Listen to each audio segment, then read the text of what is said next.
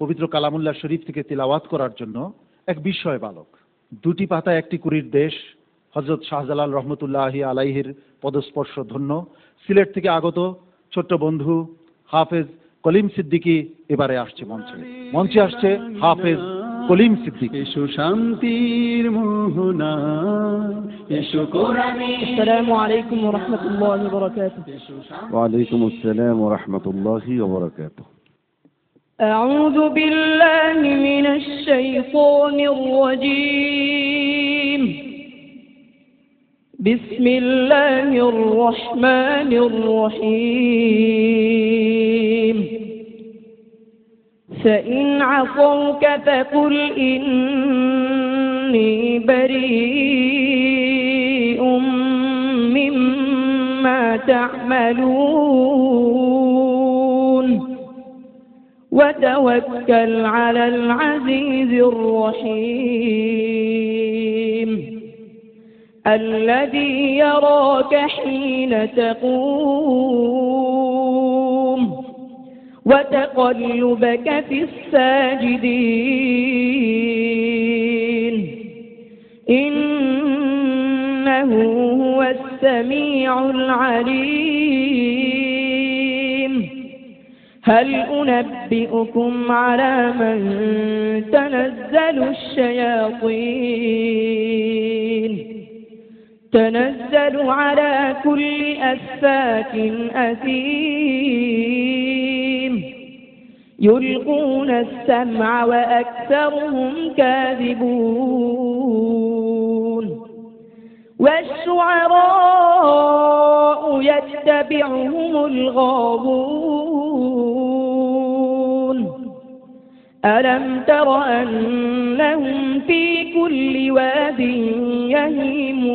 يهيمون وأنهم يقولون ما لا يفعلون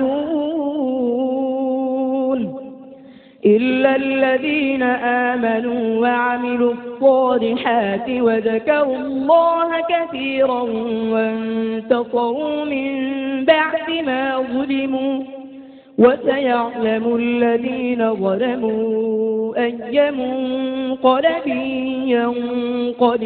ينقلبون. بسم الله الرحمن الرحيم. طاسين. تلك آيات القرآن وكتاب مبين هدى وبشرى للمؤمنين الذين يقيمون الصلاة ويؤتون الزكاة وهم بالآخرة هم يوقنون. إن الذين لا يؤمنون بالآخرة زينا لهم أعمالهم فهم يعمهون.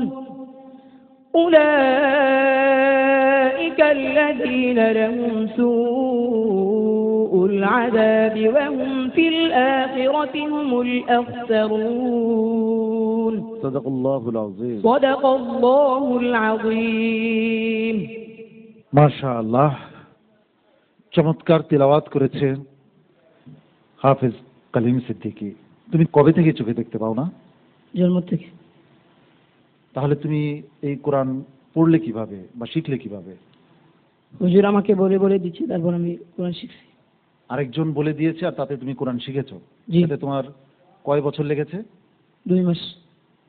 সরি, কয় মাস? 2 মাস। মাত্র 2 মাস। সুবহানাল্লাহ, এত বড় একটি গ্রন্থ 2 মাসে হিফজ করেছে এই কলিম সিদ্দিকী।